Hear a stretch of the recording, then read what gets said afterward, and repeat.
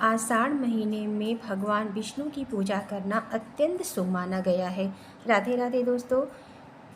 कहते हैं कि इस माह में देवशयन आरंभ होता है, यानी भगवान विष्णु क्षीर सागर में योग निद्रा में चले जाते हैं। इस कारण इस माह के बाद मांगलिक कार्य जैसे विवाह आदि कुछ दिनों के लिए वर्जित हो जाती है।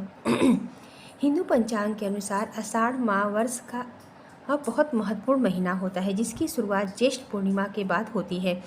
यह महीना आध्यात्मिक दृष्टि से अत्यंत महत्वपूर्ण माना जाता है, क्योंकि इसमें कई बड़े धार्मिक व्रत, पर्व और अनुष्ठान होते हैं।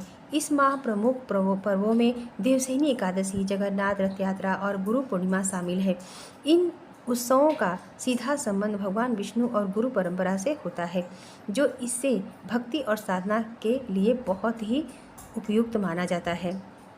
इस साल आषाढ़ माह 12 जून 2025 से शुरू होकर 10 जुलाई 2025 तक रहेगा। ठीक है। आषाढ़ महीने में भगवान विष्णु की पूजा करना अत्यंत शुभ माना गया है। मान्यता है कि इस माह से देवशयन आरंभ होता है, यानी भगवान विष्णु क्षीर सागर में योग निद्रा में चले जाते। इस कारण इस माह के बाद से मांगलिक कार्य जैसे विवाह आदि कुछ समय के लिए मुंडन वगैरह गृह प्रवेश नहीं होता है। ठीक है। इस माह में विशेष रूप से श्री हरि जी की पूजा होती है। आराधना करें और भगवान विष्णु जी के ओम नमो भगवते वासुदेव का मंत्रों का जाप करें। गुरु पूर्णिमा इस माह के प्रमुख पर्व है, इसलिए अपने आध्यात्मिक और गुरु का आदर एवं सेवा करें।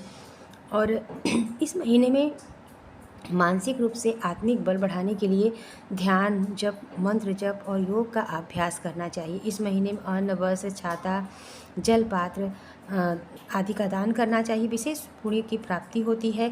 विशेष रूप से एकादशी व्रत का पालन करें, जो शरीर और मन की शुद्धि में सहायक होता है। विवाह गृह प्रवेश जैसे कार्य इस वर्जित रहेंगे, क्योंकि देवशयन काल आरंभ हो जाता है। शुद्ध और सात्विक आहार अपनाना इस माह में अनिवार्य माना गया है। इससे शरीर और मन दोनों शुद्ध रहते हैं। धार्मिक नियमों का उल्लंघन, झूठ बोलना, छल कपट, चोरी जैसे कर्म से बचना चाहिए। इस मास में वृक्षों की कटाई से बचें। पेड़ पौधे जीवन का आधार होते हैं और धार्मिक दृष्टि से इनका संरक्षण शुभ माना जाता है।